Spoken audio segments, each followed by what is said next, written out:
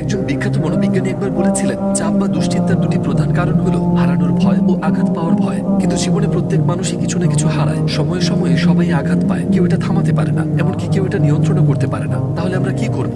এর উত্তর লুকিয়ে আছে নবী ইব্রাহিম আলাইহিস সালামের দোয়ায়, হাসবুনাল্লাহু ওয়া নি'মাল ওয়াকিল। আমার মনে হয় আপনি এটা আগেও শুনেছেন। হাসবুনাল্লাহ অর্থ আল্লাহই আমার জন্য যথেষ্ট, কিন্তু ওয়া নি'মাল ওয়াকিল মানে আসলে কি? এর অর্থ তিনি সেই জন যিনি সবকিছু পরিচালনা করেন নিখুঁতভাবে। ওয়াকিল মানে এমন একজন যিনি আপনার পক্ষ থেকে সিদ্ধান্ত নিতে পারেন। তাহলে যখন আপনি বলেন আমি আল্লাহকে আমার ওয়াকিল মানি, তখন এর মানে দাঁড়ায় আমার জীবনে যাই ঘটুক সেটি তারই সিদ্ধান্ত, তার চাওয়াই আমার জন্য সর্বোত্তম, আর আমি তাতে সন্তুষ্ট থাকি। সহজভাবে বললে আমরা এই জীবনের কোনো কিছুই নিয়ন্ত্রণ করতে পারি না, আর যতই চেষ্টা করি না কেন কিছু বিষয় একেবারেই আমাদের হাতে থাকে না। আর ঠিক তখনই এই দোয়াটি কাজে আসে। এতে মূলত বলা হয়েছে, হে আল্লাহ, আমি আমার দায়িত্বটুকু পালন করেছি, এখন আমি ফলাফলটা আপনার উপর ছেড়ে দিচ্ছি, কারণ আপনি আমার চেয়েও ভালো জানেন। আপনার সিদ্ধান্তই সবসময় আমার সিদ্ধান্তের চেয়ে উত্তম। আমি আপনার কাছে আত্মসমর্পণ করলাম, আপনি আমার জন্য যথেষ্ট। আমি আপনাকেই বিশ্বাস করি আমার সব বিষয়ে। আর এরপরই উদ্বেগপূর্ণ